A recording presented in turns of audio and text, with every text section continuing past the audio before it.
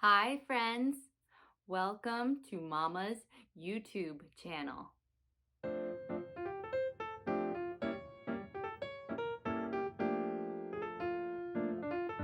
Today's book is based on a true story. It is called Gwen the Rescue Hen, written by Leslie Crawford and Sonia Stongel.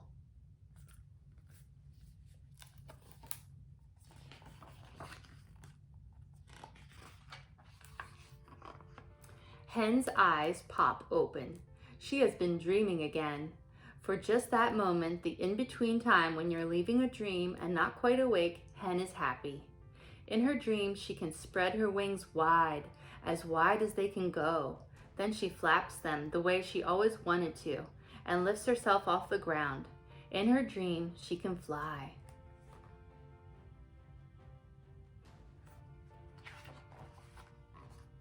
But Hen is awake now. She looks in front of her, to the left, to the right, up and down. Everywhere, so many chickens. Just like her, sitting here day after day with barely enough room to turn around. She doesn't remember how she got here. She doesn't remember being born, but who does? All she knows is that she's always been in this place, dreaming of something more. Suddenly, a chilly draft slides over Hen, giving her goosebumps. Which is funny since she's a chicken, but this is no laughing matter, because Hen hears something big.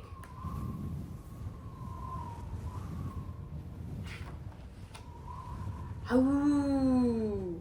The wind is howling so loudly the chickens start to squawk and screech, warning each other to run. But of course they can't run. All they can do is stay, trembling to the very ends of their feathers. The noise grows into a monstrous roar. The big chicken house starts to shake.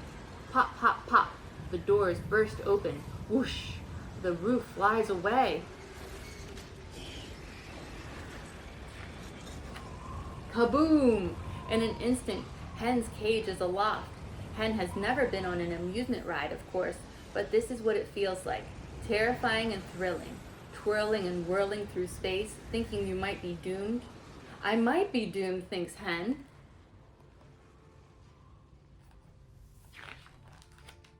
Clonk. The cage has landed. Hen struggles to get right side up. What is this place, she blinks, taking it all in. Sunlight. It streams into the cage. Colors, so many colors. The greenest greens, yellowest yellows, and reddest reds. Swoosh!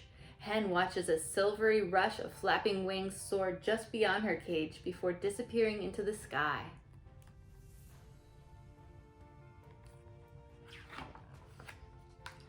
Rock, says Hen. The biggest chicken she has ever seen is staring at her. Bok, Hen says to her. Bok, bok, say the other chickens. The big chicken doesn't say peep. Hen cocks her head, confused. Chickens always talk to each other. Something is very wrong with this one, besides her being so enormous. Bok, she tries one last time. Nothing. Just then, another strong gust blows. The cage teeters, topples, then plunges to the ground.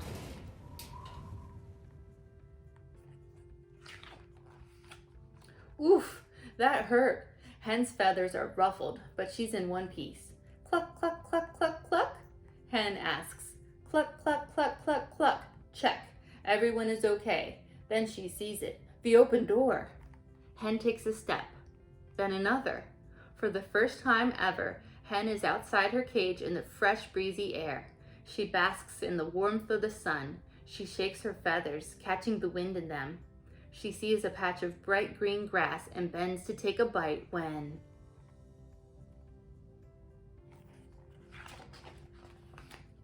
Roof, roof, squawk!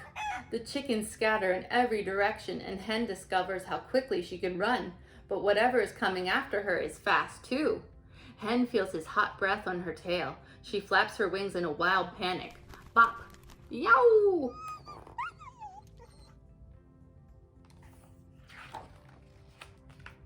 Bix, come. Did you see what I saw? The girl says. Was that a chicken?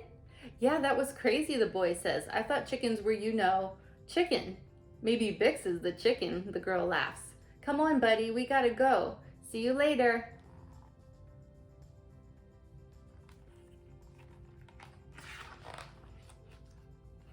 Hey there, chicken, come on out. I won't hurt you, promise. Hen freezes. Chicken, it's not safe for you to be out here all alone. Hen doesn't budge.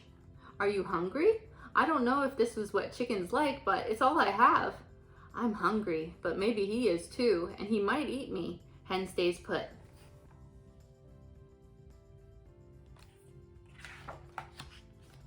Sorry, chicken, but I can't wait anymore. I have to go.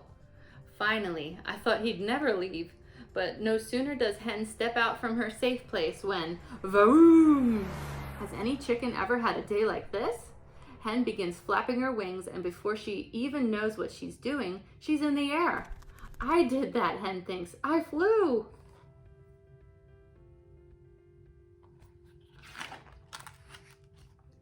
Chicken, hey chicken, that was close. My name is Mateo, says the boy. How about I call you Gwen? That's my house. It's a lot nicer than a tree branch. Want to come over? Gwen, of course, has no idea what Mateo is saying. She looks at the boy. She sees his bike and admires its sparkly, feathery streamers. And because chickens can detect even the tiniest of things from far away, she notices that Mateo has scattered more cookie crumbs. But that's not the only reason she decides to hop down from the tree and follow Mateo home. Deep inside Gwen, something is happening. She's starting to trust this boy.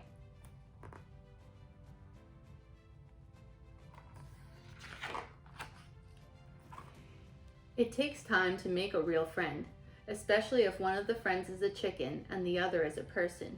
Mateo figures out what chickens do, and Gwen figures out what chickens do too. She likes to take dust baths and lift herself in the air.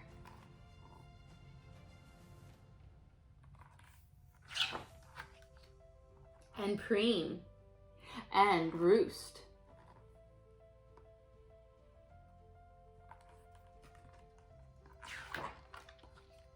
Mateo also learns that chickens love being with other chickens. Gwen, look who I found. Gwen can hardly believe her eyes. It's her old friends.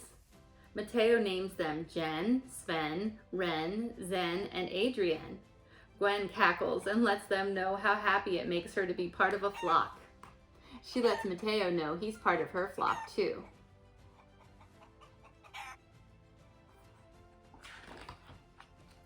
And on days like this, after a busy afternoon spent scratching for bugs to eat, kicking up enough dust for a bath, and counting all her chickens, she hops on another bike ride with Mateo. Come on, Gwen, says Mateo as he helps settle her onto the handlebars. Let's hit it, she thinks. Let's fly. And off they go.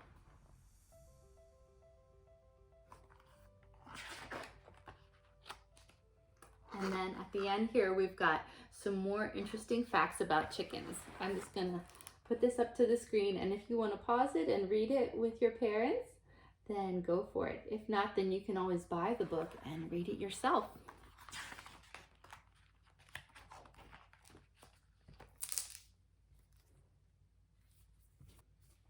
Book all done. Wow, what an amazing story that was. What an adventure Gwen went through. And it was so amazing to see the difference between the colors in the beginning of the book to the colors after she got released from her captivity, and how things went from being dark and dull to being so colorful and fresh and new. And what an awesome friend she made with Mateo. I hope that you enjoyed this book, friends. There's another book written by the same author that's called Sprig the Rescue Pig, and I'll be reading that one soon, so keep a lookout for that. If you like this book, then give it a thumbs up, and if you want to see more books like this, then please click on the subscribe button. I hope you have a great day. Thanks for joining me. Bye.